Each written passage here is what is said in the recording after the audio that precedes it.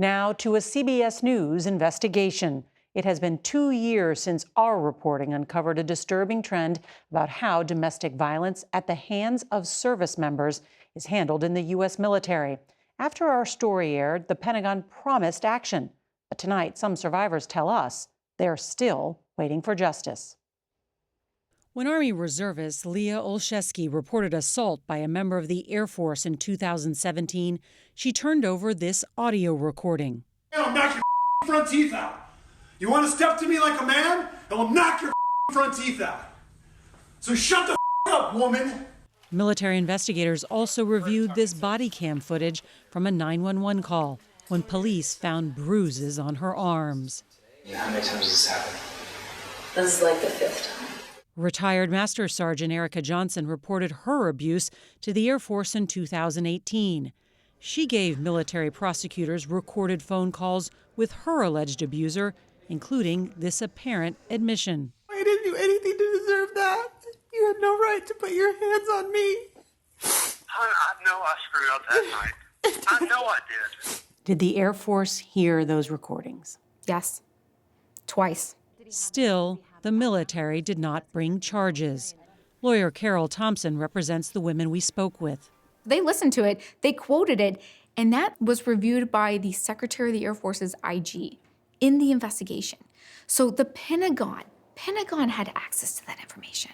The domestic violence survivors accused the Air Force of mounting a purposeful public relations cover-up. Why would the Secretary of the Air Force want to cover this up? There's a lot of evidence.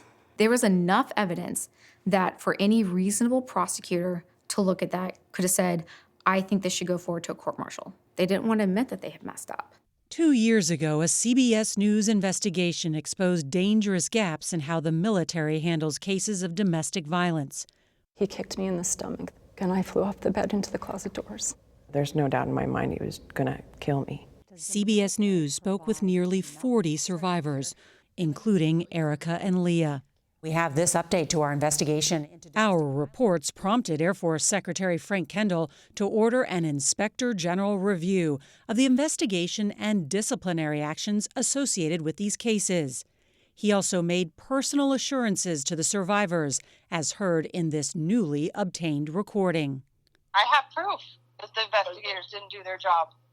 I don't doubt that, and we can look into that. More than 2 years later, the survivors say they're still waiting for justice. The Inspector General review of their cases did not examine whether law enforcement conducted investigations correctly, but instead focused on the Air Force's support services. Leaders should not be making promises that they can't fulfill or have no intention of fulfilling. Only after our reporting, investigators reopened Leah's case and uncovered 4 additional victims of her ex-partner, including one woman who had reported his behavior to the military a decade earlier. This new evidence, it dates back to 2008? It does. What if the command had taken action then? Then we'd have a different outcome with Leah. Maybe Leah would never even have met him. And what do your clients want to see happen? Ideally, they would like to see a court-martial. Unfortunately, in some of the cases, in Leah's case and Erica's case, that can't happen because the statute of limitations has passed. Leah raised concerns in an email to Secretary Kendall last fall that time was running out to bring charges in her case. He said a decision will be made before the statute of limitations expires. Thompson says that didn't happen. Do you think the military was stalling? Yes and no.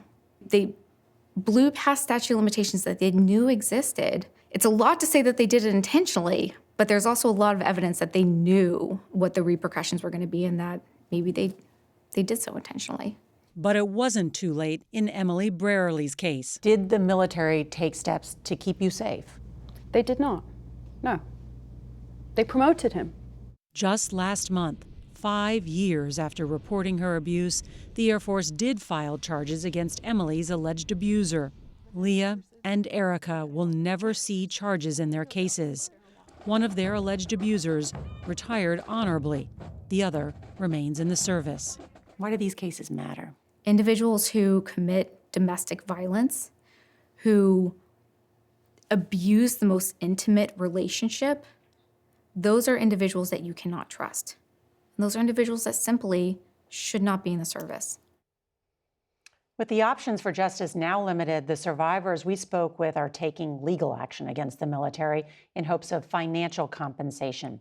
In a statement to CBS News, Air Force Secretary Frank Kendall said he takes the issue of domestic violence very seriously, but he couldn't comment on the specific cases.